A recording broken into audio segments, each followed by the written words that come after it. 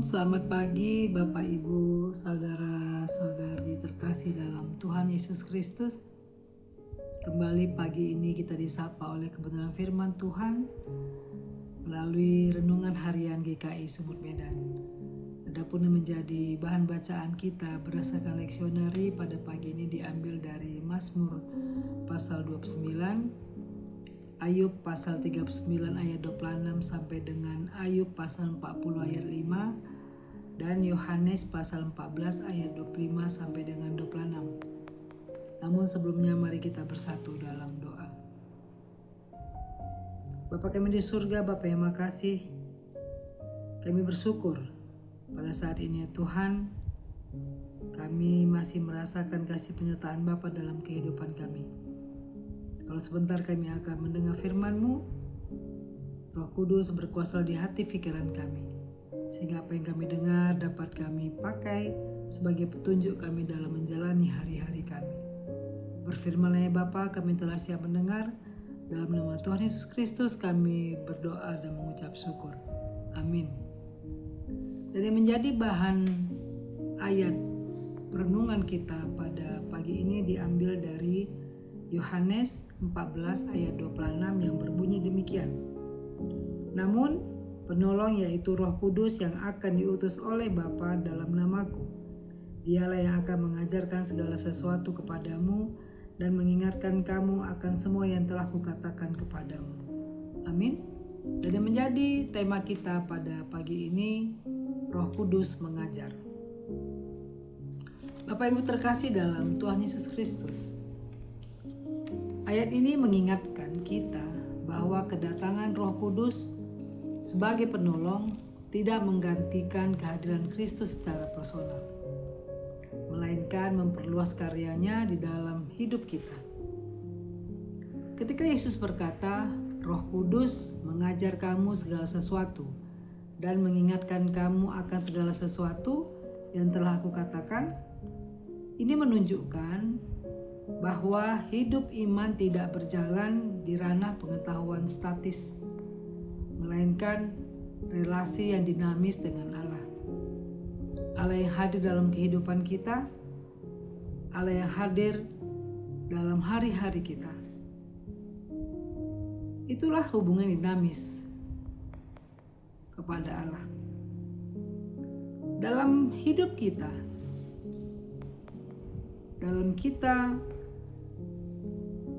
momen-momen tertentu yang kita rasakan, ada momen-momen kebingungan, kekhawatiran, atau keputusan-keputusan yang sulit. Kita bisa meminta Roh Kudus untuk memimpin kita, menuntun kita.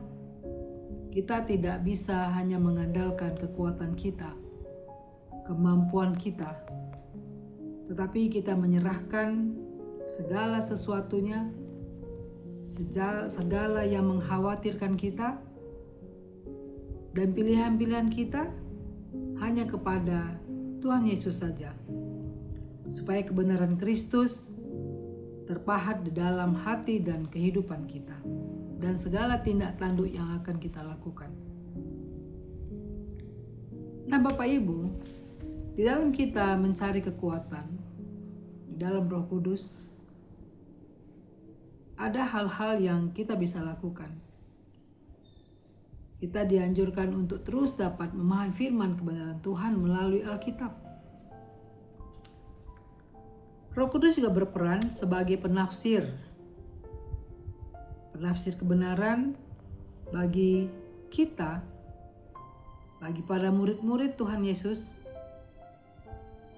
bagi jemaat sepanjang zaman. Ketika kita membaca Alkitab, kita minta Roh Kudus untuk memimpin agar firman Tuhan menjadi hidup dan relevan dalam hidup kita hari lepas hari. Roh Kudus sebagai penghibur di dalam kita menghadapi pergumulan. Bagaimana kita bisa mengundang Roh Kudus untuk kita dapat mengalami damai di tengah badai. Bagaimana itu bisa terjadi? Di tengah badai kita mengalami damai. Badai kehidupan silih berganti dalam kehidupan kita. Masing-masing kita pasti merasakan badai dalam kehidupan. Baik itu sakit penyakit, baik itu kesulitan ekonomi, baik hubungan kita dengan keluarga atau masyarakat. Tetapi bagaimana kita bisa mengundang Roh Kudus untuk bisa mendatangkan damai, untuk kita bisa menyelesaikan semua badai kehidupan kita. Kita hanya minta kepada Roh Kudus untuk sebagai penolong kita, sehingga kita dapat melalui semua itu dengan damai sejahtera yang datangnya dari Tuhan Yesus Kristus. Dan bagaimana juga kita bisa melakukan itu, tidak hanya mengandalkan kekuasaan kita, tidak mengandalkan kekuatan dari diri kita, tetapi kita tetap merasakan kehadiran Tuhan dalam kehidupan kita. Dialah yang menyertai kita sehingga kita mampu untuk menjalani hari lepas hari.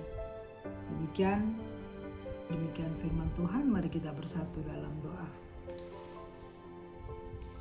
Tuhan, tolong kami hanya bergantung hanya kepadamu saja.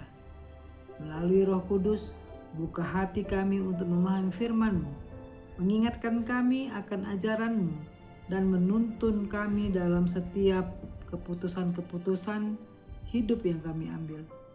Jadikan kami alat yang menyatakan kasih-Mu kepada sesama. Demikian Tuhan, ampuni salah dosa kami. Dalam nama Tuhan Yesus Kristus kami berdoa dan mengucap syukur. Amin. Shalom.